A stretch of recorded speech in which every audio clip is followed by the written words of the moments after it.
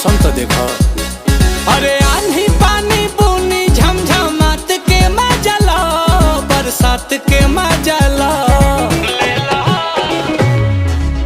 आइल प्यार के मौसम तू मुलाकात के मजा लो।